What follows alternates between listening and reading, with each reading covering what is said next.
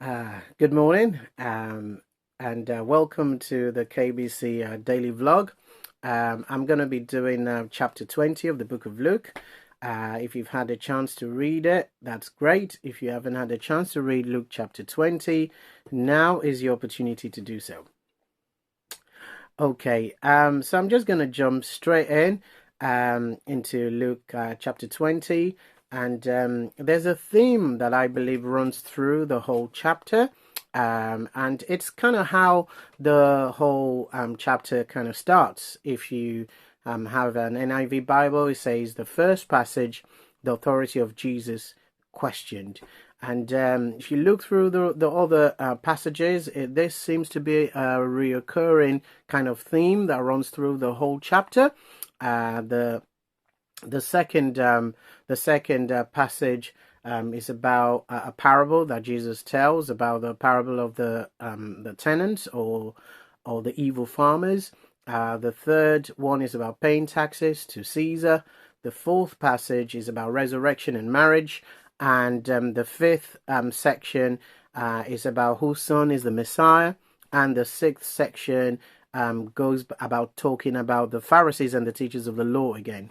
So in the first passage, Jesus is asked a question by the teachers and the teachers of the law and the religious leaders about where he got his authority from. And Jesus answered their question with another question saying, the baptism of John, was it from God or was it from men? And I believe Jesus was actually going to tell them he was going to answer their question. I've always wondered why Jesus likes to answer a question with a question, and this is another classic example. But I actually believe that Jesus was going to tell them the answer to their question, because Jesus was baptized by John, and if you read the story in Matthew chapter 3, after Jesus was baptized, the Holy Spirit came on Jesus, and God's voice said, "This is my beloved Son, in whom I'm well pleased." And if you read in Acts 1 and verse 8, the Bible tells us, Jesus was speaking as well. He said, you will receive power or authority when the Holy Spirit comes upon you. So the Holy Spirit came upon Jesus after he was baptized by John.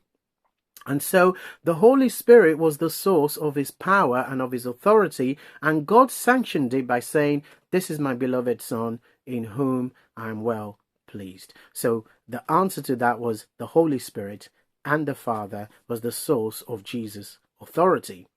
In the second section, Jesus tells a story about the evil tenants, and the punchline is found in verse 17, where Jesus quotes from the Old Testament, and this is the moral of the story of the parable. The stone that the builders rejected has now become the chief cornerstone. And Jesus was talking about himself. In the book of Psalms, it was prophesying about Jesus. Jesus was going to be the stone who will be rejected. Jesus was rejected by men. That's why we're looking at the book of Luke, leading us to the story of Easter.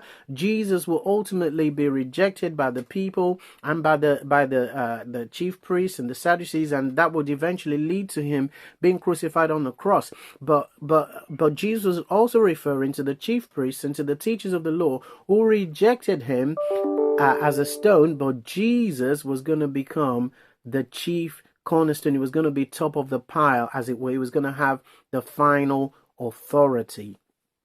And in the third section, they were talking about whether to pay taxes they were asking Jesus whether it's right to pay taxes to Caesar or not to pay taxes to Caesar. And Jesus says in verse 35 that in verse 25, Jesus says in verse 25, give to God what belongs to God, give to Caesar what belongs to Caesar. So Jesus was saying, Jesus wasn't saying that it was wrong to pay taxes. Jesus said you can pay taxes to an authority figure, the king, Caesar, but the ultimate authority is God. Give to God what belongs to God. And we know Jesus, being the Son of God, being part of the Godhead, he deserved that honor even higher and better than Caesar. And then the fourth section talks about marriage and the resurrection.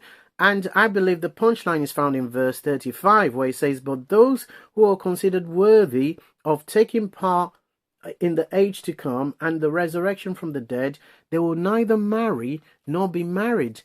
They didn't realize, they asked Jesus that question, they didn't realize that they were actually talking to the person who was going to decide who will be worthy to be in heaven and who will be worthy not to be in heaven, who was worthy to be resurrected into life, who wasn't worthy to be resurrected into life and therefore be condemned to death. Jesus is the resurrection and he's the life. He's the judge. He's going to decide all of that. And they were asking him that question. Well, Jesus was the authority on the resurrection, and they were questioning his authority, if you like, again, not knowing that he was going to be the ultimate authority on the resurrection.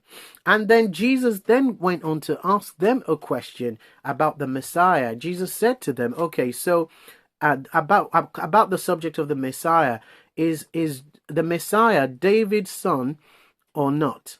And then they couldn't give Jesus an answer, and Jesus then said, Jesus quoted another psalm to them, and I think it's Psalm 110 if you care to look. "The Lord said to my Lord, sit at my right hand until I make your enemies your footstool." And again, this was a prophecy about Jesus. God was going to say to Jesus, sit at my right hand until I make your enemies your footstool. Again, showing that Jesus, as the Son of God, will eventually have all authority and all power. All authority and power was going to be given to Jesus, the Son of God. And all through Jesus' ministry, they never really understood who he was.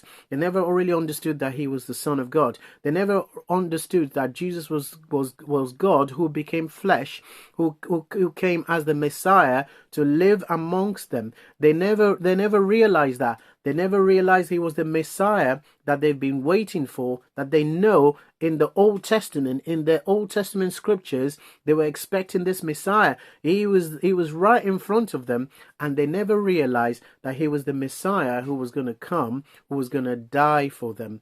And so that's why it ends by challenging the Pharisees again, because they never realized who he was, that Jesus, the Son of God, had come to die for them, and he was going to be the Lord of everything, and he was going to be the judge of everything. So I hope we're not found wanting this Easter of not knowing who Jesus is.